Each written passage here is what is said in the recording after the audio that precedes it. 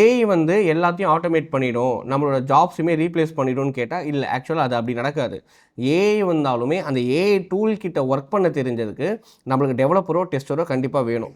So இப்போ இருக்க AI வந்து நம்மளோட லவ்வபுளாக இருக்கட்டும், இல்லை கர்சராக இருக்கட்டும், இல்லை ஆன்டி கிராவிட்டியாக இருக்கட்டும், இது வந்து கம்ப்ளீட்டாக டெவலப்மெண்ட் சைடே வந்து ரொம்ப ஃபாஸ்ட்டாக ரீப்ளேஸ் பண்ணிகிட்ருக்கு. ஆக்சுவலாக அது ரீப்ளேஸ் பண்ணல, எஃபெக்டிவிட்டி இன்க்ரீஸ் பண்ணிகிட்ருக்கு. முன்னாடி ஒரு டெவலப்பர் வித்தவுட் ஏஐ டூல் வச்சு ஒர்க் பண்ணும்போது ஒரு அப்ளிகேஷனுக்கு 8 to 10 months ஆகுதுன்னா, இப்போ 2 to 3 monthஸில் அதை கவர் பண்ண முடியுது. பட் அந்த ஏஐயால் ஆட்டோமேட்டிக்காக எல்லாத்தையும் பண்ணிட முடியாது.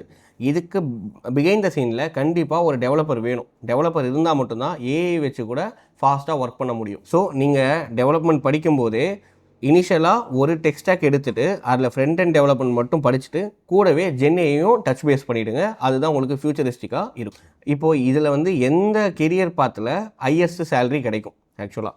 ஸோ டெவலப்மெண்ட்டில் ஹையஸ்ட் சேலரி கிடைக்குமா, டெஸ்டிங்கில் கிடைக்குமா, டெவாப்ஸில் கிடைக்குமா, இல்லை ஏஐஎம்எல்ல கிடைக்குமான்னு கேட்டிங்கன்னா, எம்எல் வந்து டாப் ஆஃப் த பிரமிடில் இருக்குது, ஐடி பிரமிடில் டாப்பில் இருக்குது. ஸோ ஏஐஎம்எலுக்கு தான் ஹையஸ்ட் சேலரி கிடைக்கும். பட் அந்த ஹையஸ்ட் சேலரி ரீச் பண்ணணும்னா நம்ம எய்தர் ஃபஸ்ட்டு டெவலப்பராகவோ இல்லை டெஸ்டராகவோ ஒர்க் பண்ணியிருக்கணும். அப்போ தான் வந்து நம்ம ஏஐஎம்எல்கே போக முடியும்.